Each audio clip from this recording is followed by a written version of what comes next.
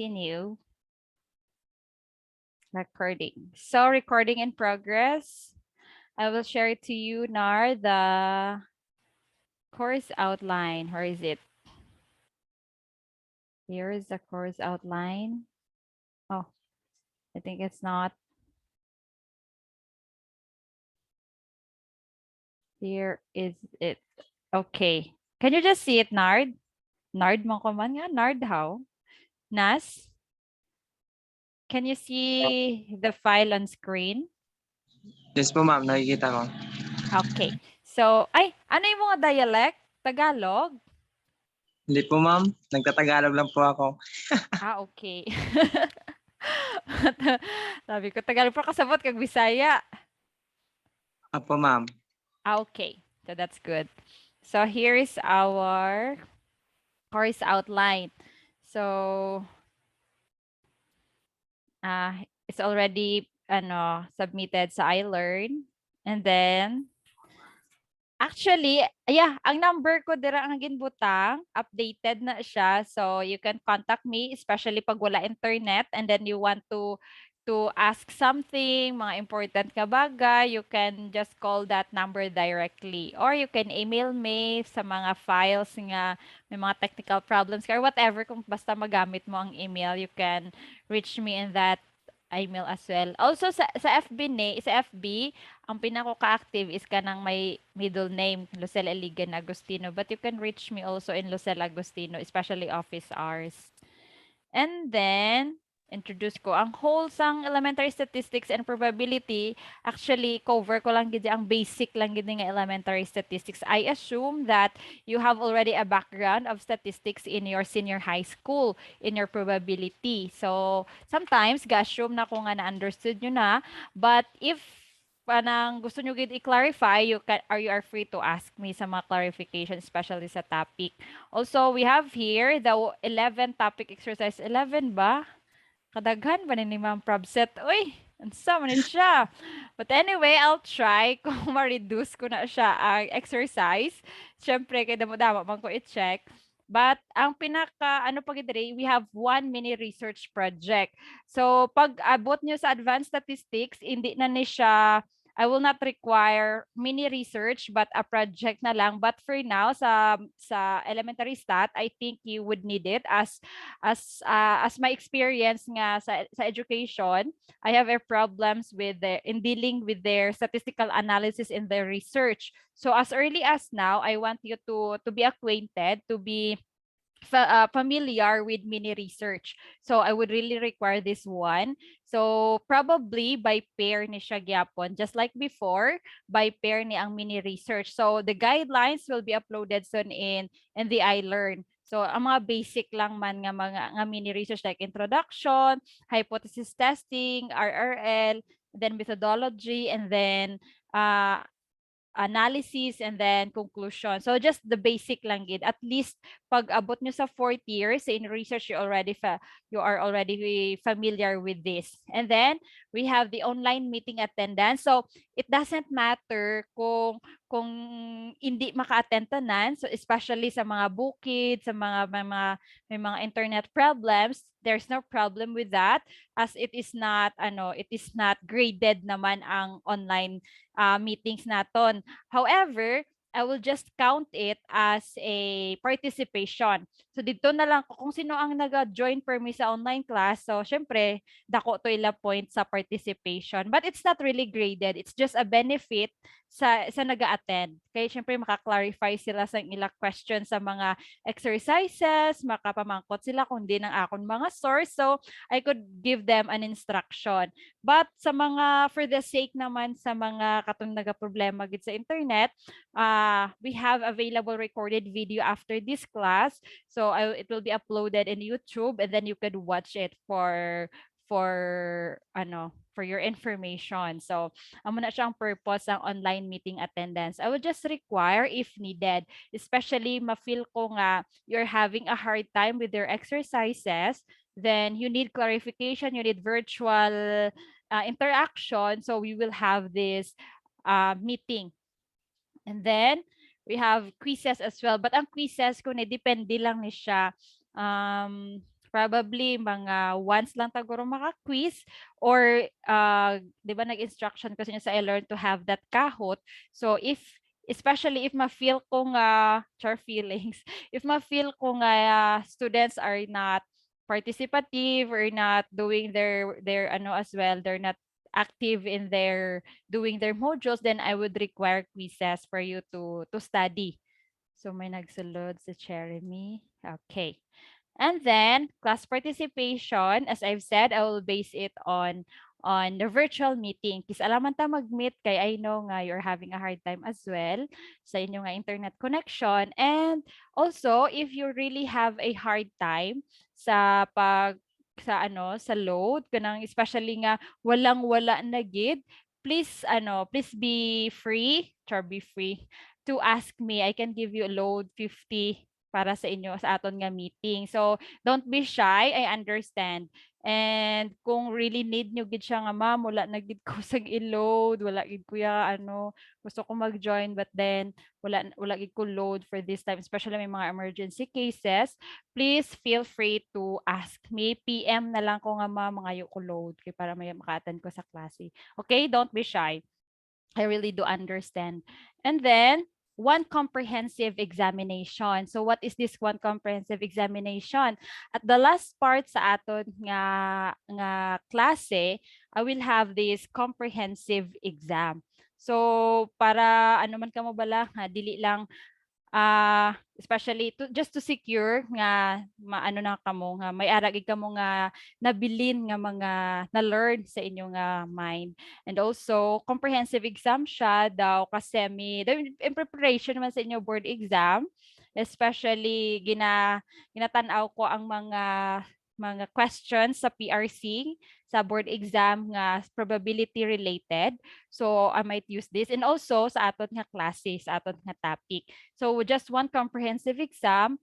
So sa last na siya daw final exam. So amo na nga may quizzes ko, siguro maka-quiz lang ta isa ka duwa or mga isa lang. Pero for you to have an idea of what ano man ang type of exam sa comprehensive. So amo na siya for this subject alone. And then we have here ang module exercise. Do you have any question with course requirements before I proceed with the basis for grade computation? Yan po, ma'am. Okay, thank you so much. Ka-active kay Nasi. So, ang basis for grade computation, so dako gid nga point ang module exercise. So, kung maghatag magid ka mo effort dito gid kaayo sa exercises, dako gid na siya nga percentage. And then ang mini research, that is 20%. Isa lang man na by pair, as I've said, by pair. And then quizzes, 15%. Or inubuon ko na lang na ang quizzes dito ko tanan ibutang sa module exercise para at least bala maka-share ka mo ideas with your classmates, so at least ako ang chance nga magdaas inyo nga grado. So pwede ko na i-reduce ang quizzes as 10% lang, then ang module or exercises is 40%. I-change ko na lang na. And then your comprehensive exam, syempre medyo highlight mo na siya. So 20%. So you have to study comprehensively. Kanang basic lang bala nga it's not dili gid siya nga detail gid ko mag-exam.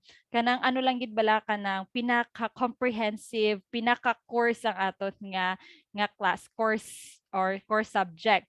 So amo na siyang aton nga basis sa computation kag I know kabalo naman kamo mag-compute sa inyo nga grades. And then so next is our course outline. So our course outline we have here as posted in iLearn as well. After the introduction, the module we have the exercise 1. So ang exercise 1 is already available sa iLearn. So kung may mga questions ka mo later, please ask me. So after ko na i-present ang course outline. And then sa frequency, percentage distribution and graphs, we have the exercise 2.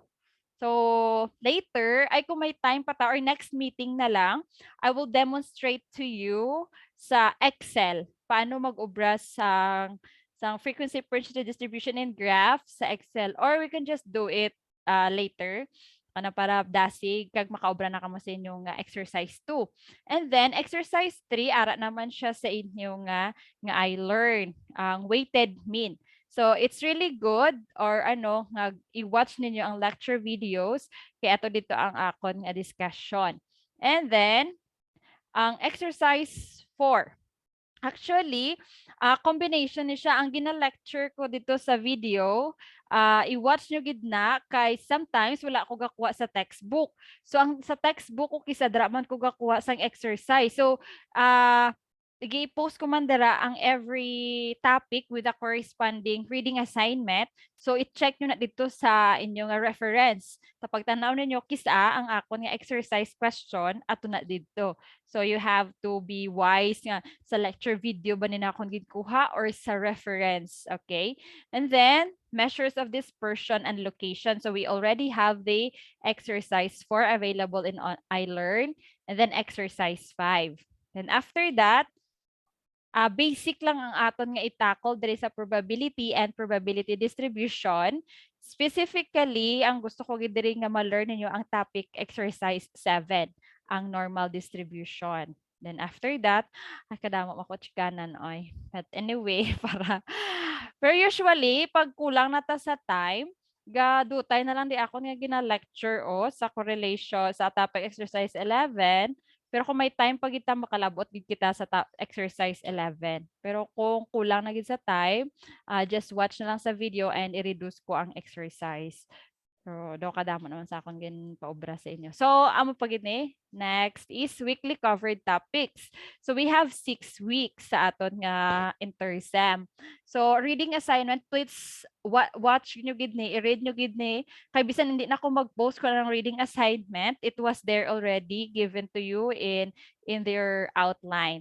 So, pag reading assignment na ano atong topic, measures of central tendency. So, you have to read in this chapter because sometimes I might have a quiz regarding this reading assignment. So better be alert sa pagtan-aw sang aton nga reading assignment. So may mga corresponding page na siya, and please be vigilant, watchful sa aton nga reference book. So amo na siya inyong nga guide. And then probability distribution, there's already a reading assignment for you to have a study in advance. And then after that, we have week 5 and week 6, we will do our mini research.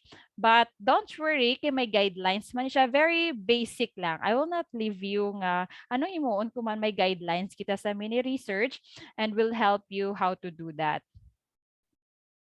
And then, so this is our reference book, the main reference book, si Bluman. And the rest, kung kisa, dari ko gawa sa mga definition, sa mga examples. And another one, we have a statistical software. Actually, last time, nakita ko nga ga-ask ka mo kung cellphone lang ba siya or sa laptop. Actually, it's sa computer gid siya dapat. Kay I've noticed, ang CPAC, we don't have the SPSS. So amo na siyang software nga ginagamit sa mga naga-research, especially sa education students, social sciences. So in counterpart, kay 150,000 man ang SPSS, and we don't want to use the cracked version. So we have to use the freeware. So it's okay if you will mention this statistical software in your research, and because this is freeware and this is friendly. So instead of SPSS, for you to have an idea nga, siyempre mga researcher man kamo, especially mga teachers kamo later on. So may idea kamo sa isa ka software nga available in the internet that is free. Freeware ni siya. So you have to download it given naman sa inyo ang installation procedure. So it's very friendly, and sometimes I will have the demonstration for that. And then, so any question with our outline, with our topics? Ma'am, ang about sa quiz, ma'am, saka ta mag-quiz, ma'am, or ano? Or iba Ha? Yes, Nas? kung mag-quiz or ano sa model na sa iLearn CPAC ang quiz. Ang quiz? ano lang ko, mag-Google quiz lang ko. I-send ko lang sa both sa iLearn kag sa link sa aton nga GC para mas hindi na ka mo magkanto sa iLearn, i-GC ko na lang. Sige po, ma'am. Pero mga simple lang man ang mga quizzes. Simple ba? Simple woodline na pabra ni ma'am. Anyway, para ano lang, maka-learn, ano gid ka mo ka syempre, kamo mangyapon ang mabudlayan later on sa inyo teaching. So for now, i-ano ko na lang daan sa inyo, itudlo. So any question before I proceed with exer lecture? I-demonstrate ko na lang ang pag-obra sa, I assume that you have already ideas sa Excel, pag-obra graph. But just to make sure, gusto ko i-demonstrate para maka-proceed ka mo sa exercise 2, sa frequency and percentage distribution. So we have here, naghang akong sa laptop. We only have few minutes na lang. But anyway, gender, butang ko diha. Gender, 20, female, male. Okay, i-show ko na lang.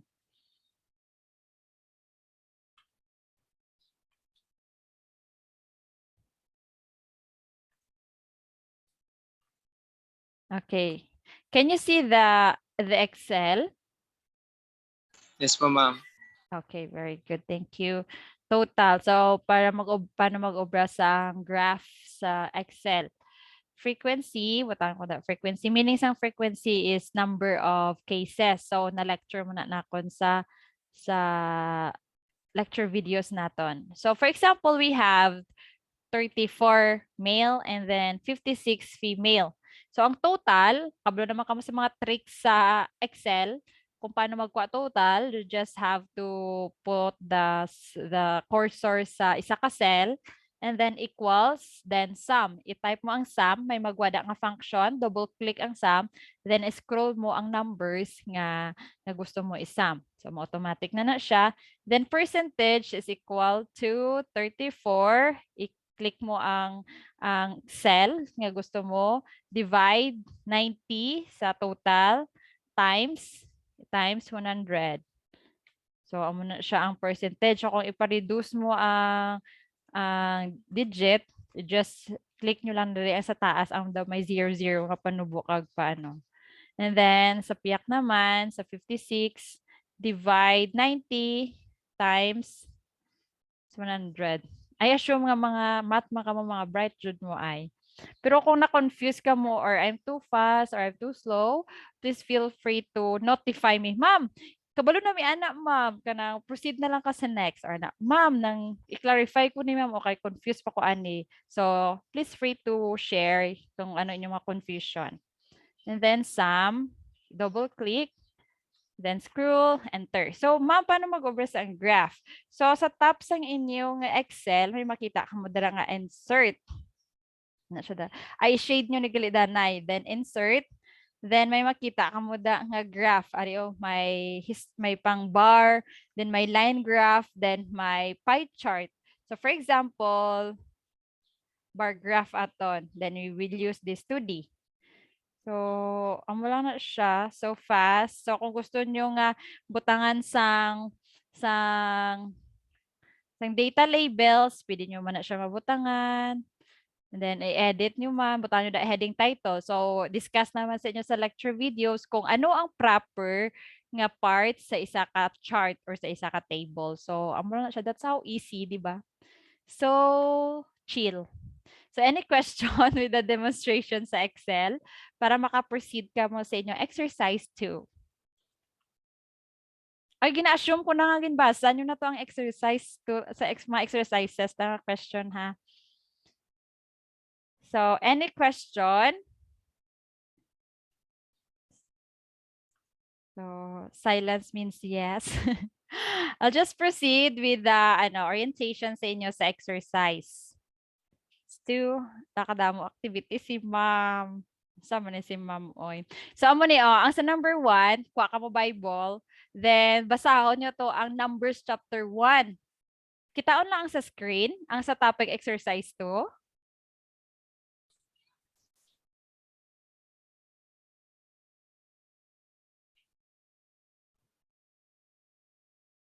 Guys, can you just see sa screen?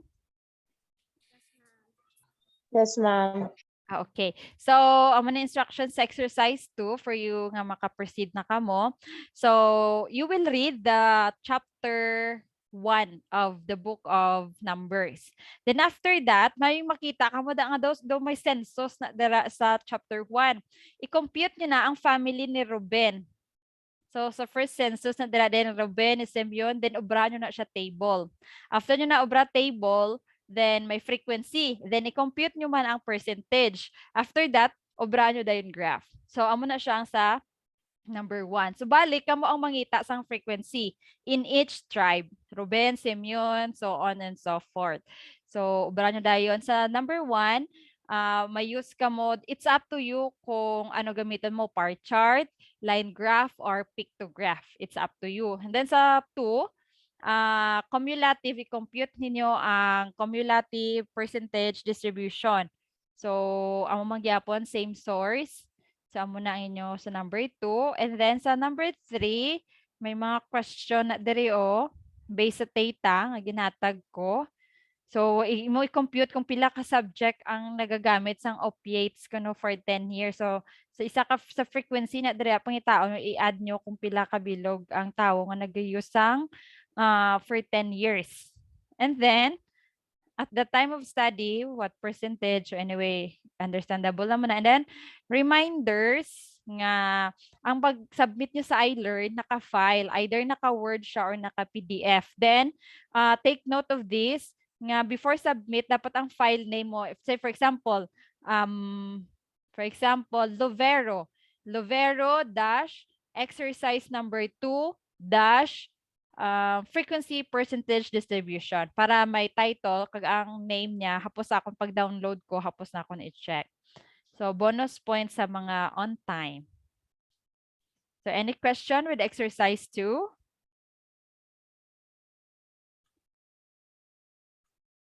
So I'll proceed to exercise 3. So ang sa exercise 3, mangita ka mo sa inyo grades. Pwede man nga dami data lang. For example, English 1, may 3 units, tapos imo grades kay 95. So kung wala ka mo sa exact nga grades, pwede ka mo kaobra-obra lang sa inyo nga grades. And then compute for the weighted average. And then the mode and the median. And take note nga ibutan nyo man sa kada exercise, ibutan nyo man ang screenshot nga naglantaw ka mo sang lecture videos. Nga para at least ma-sure ko nga instead nga mag-lecture ta, kamo na lang naga-watch dira and you as proof ninyo nga ga-watch kamo sa aton nga discussion kay kasayang nga for example to avoid nga hindi ka mo magkapihay, at least you have already the independence nga kamo gid ang nag-ubra sa inyo nga work. But don't worry if it's ga-share ka mo like nyo pag-understand, even sa GC ta mag-discuss ka mo agin paano nyo pag-ubra, paano naging compute, you're free to discuss. But what hindi ko lang gusto is kanang ikapihon na lang gid bala tanan-tanan nga wala na gid ga effort. So you're free to discuss sa mga paano nyo ginsolve, ano mo answer sa sining nga number, how did you do that? So it's okay to discuss about that. So, wala naman questions sa exercise 3. Then sa exercise 4. I'll proceed sa exercise 4. Here. Ay, wait. Exercise 4. Okay, so measures of dispersion and location. Medyo tasky ni nga work, but I want you to be ma-enhance gid din yung calculations kay gagwa ni siya sa board exam. And also, next time sa aton nga meeting, I can teach you the calculator techniques. especially mathematics ka mo, di ba? So, I really want you to learn. I'm using the Casio 991 ES Plus. So, I will teach you some techniques in calculator. Actually, budlay ni siya mag-compute sa manual. But if you know some calculator techniques, it's really easy. So, you need that skill in preparation for your board exam. So, for now, you just have to compute it manually. And the next meeting, I will teach you some calculator techniques, how to solve the standard deviation, the variance using your calculator. So please be ready with your calculator next time. Kanami tani kung face-to-face tanong kay para matudlo ko sa inyong mga calculator techniques.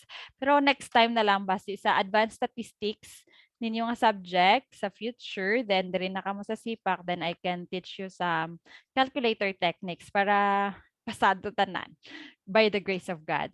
And then, do you have any question regarding the exercise 4? Wala na, ma'am. Okay. So, some questions, ginakuha ko ni siya sa aton reference book or sa lecture video. So, tanaw-tanawan nyo gid ang mga ang reference book ta kay kisara lang na da. Okay, so another one, 5 sampling, exercise 5, sampling techniques. So, gin-discuss man to sa lecture video and 3 basic questions sa sampling. So, who are the respondents? How many respondents and how are they selected? Nga gina-require ko kamo sini kay para pag in your research na ng kabalo na kamo ano na sampling techniques man ano na ding sulat na diri man, so you already have an idea. So let's assume that we will conduct a study. So di ba may mini research ta, so mag-think na kamo nga daan kay mag-conduct man ta study. I will provide you an instrument, survey instrument, and then you will just conduct it. And then ma-think na kamo daan nga, for example, akon ipakandak sa inyo ang grit level.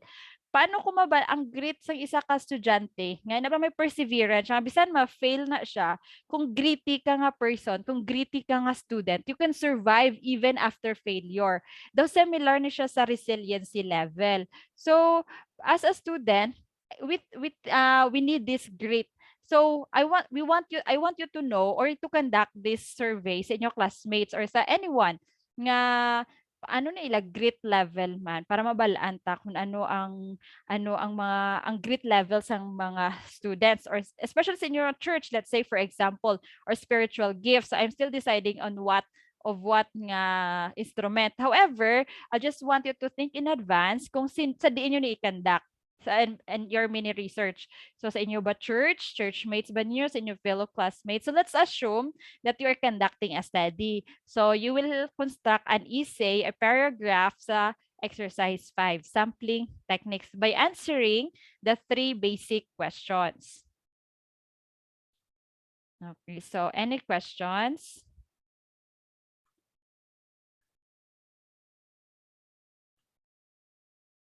Naapa mo questions? Actually, dili ko kapadugay sa inyo lecture kay may ara pa ko orientation man by 3 p.m. So next meeting na lang, may calculator techniques ko sa inyo. Calculator techniques. And then we will have a quiz sa next meeting. So prepare with your kahot. So actually ang pag-meet natin virtually, dili mo na siya graded.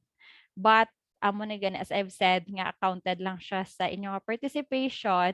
Kag also whatever bonus, kay gahatag ko bonus points, so i-add na siya natin dito sa inyong exercises. So for example, may exercise 1 ta, so naka-attend ka mo subong, sang nag-attend subong, 3 ka mo, Sheena, Nasi, and Cherry. So may 5 points each ka mo. So for example, nakakuha ka mo sa score nga 50 over 65.